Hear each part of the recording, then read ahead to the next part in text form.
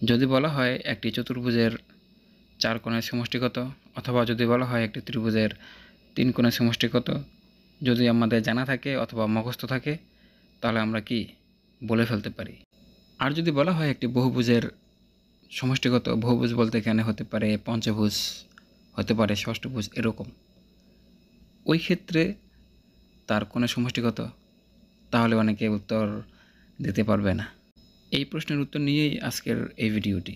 High বন্ধুরা, education science scheme YouTube channel ও Facebook page থেকে সবাইকে স্বাগতম। এবার মূল ভিডিওতে যাওয়া যাক।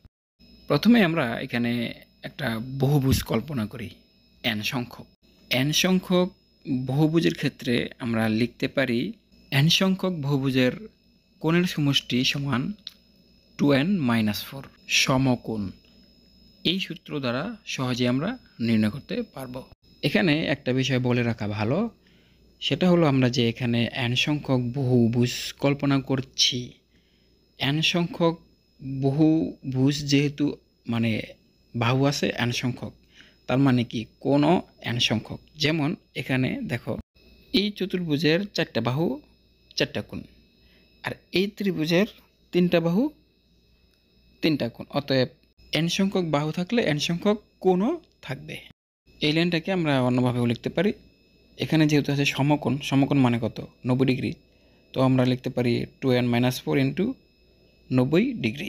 এখন এই ফর্মুলা ইউজ করে আমরা ত্রিভুজ, চতুর্ভুজ, পঞ্চভুজ, ষড়ভুজ, এই জাতীয় যত ভুজ আছে সকল ভুজের কোণের সমষ্টি নির্ণয় করতে পারবো।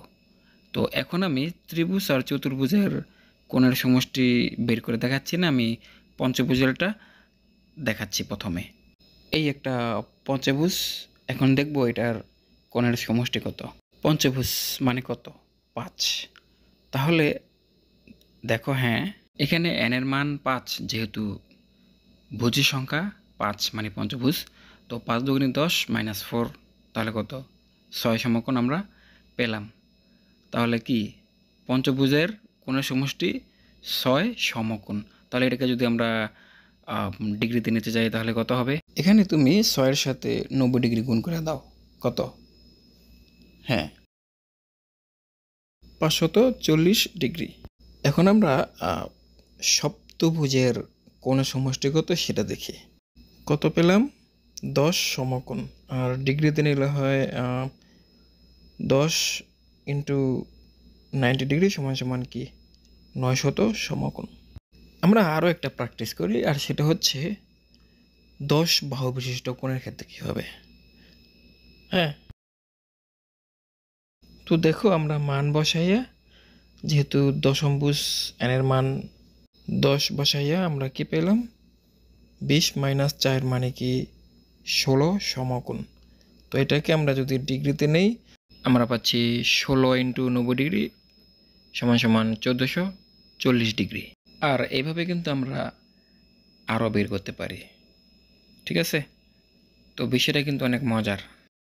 এখান থেকে কিন্তু আমরা আরেকটা বিষয় শিখতে পারি, সেটা হলো যেমন আমরা এখানে ভুজের কোণের সমষ্টি নির্ণয় করেছি, তো এই সমষ্টি থেকে আমরা এটাও বের করতে পারি যে একটা ধরো পঞ্চভুজ, তাহলে এই পঞ্চভুজের প্রতিটি কোণের মান কত হতে পারে সেটা কিন্তু আমরা এখান থেকে বের করতে পারি। সেটা কিভাবে, একটা ত্রিভুজের একটি কোণের মান কত সেটা কিন্তু আমরা কিভাবে বের করি, যেমন ত্রিভুজের সমষ্টিকে আমরা কি কোণের সংখ্যা দিয়ে কি ভাগ করি না, এক্ষেত্রেও আমাদের মোট কোণের মান বের করতে হবে। আর এখানে যেহেতু আছে ষড়ভুজ, তাহলে মোট কোণের মান কত, 8 সমকোণ। আর এই 8 সমকোণকে যদি ডিগ্রিতে নেওয়া হয় তাহলে আমরা পাচ্ছি 720 ডিগ্রি। এখন দেখো এখানে আমরা সমষ্টি পাচ্ছি কত, 720 ডিগ্রি। এখন যেহেতু এখানে বলা হয়েছে সুষম ষড়ভুজ, মানে হচ্ছে সবগুলা বাহু সমান এবং সবগুলা কোণ সমান। তো কোণ হচ্ছে 6টা, তো এই 6টা কোণ যদি সমান হয় তাহলে আমরা কি এই সমষ্টিকে 6 দ্বারা যদি ভাগ করি তাহলে আমরা প্রতিটি কোণের মান পেয়ে যাব। তাহলে কত পাচ্ছি, 720 ডিগ্রি ভাগ 6। এখানে কত আসে কাটাকাটি করলে, হ্যাঁ 6-12-72, তাহলে কি এখানে 120 ডিগ্রি। হ্যাঁ, এখান থেকে আমরা এটা বুঝলাম যে একটি সুষম ষড়ভুজের প্রতিটি কোণের মান হবে 120 ডিগ্রি। ওকে, এখন একটু কঠিনের দিকে যাই। যেমন ধরো একটি সুষম বহুভুজের প্রতিটি কোণের মান 120 ডিগ্রি হলে বাহু বা কোণের সংখ্যা কত?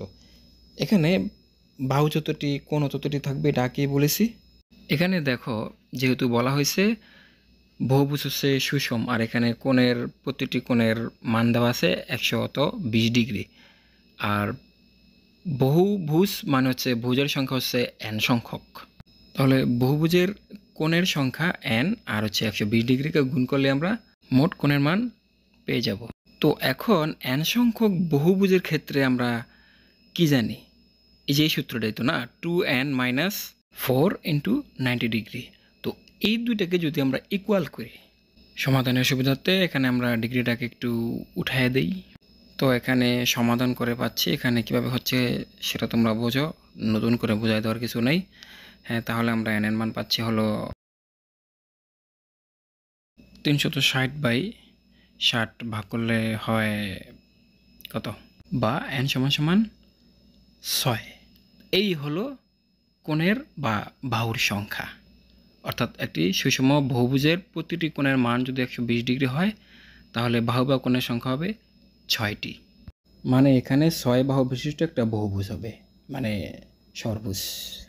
তো এই ফর্মুলা ইউজ করে তোমরা বাহু বা কোণের সংখ্যা বের করতে পারো। বন্ধুরা, তোমাদের জন্য একটা ধাঁধা আছে, আর সেটি হলো আমি যতই নেই ততই বড় হই, বলো দেখি আমি কি? এর আগের পর্বের ধাঁধা হলো এটি। এর উত্তর হচ্ছে তারা বা নক্ষত্র।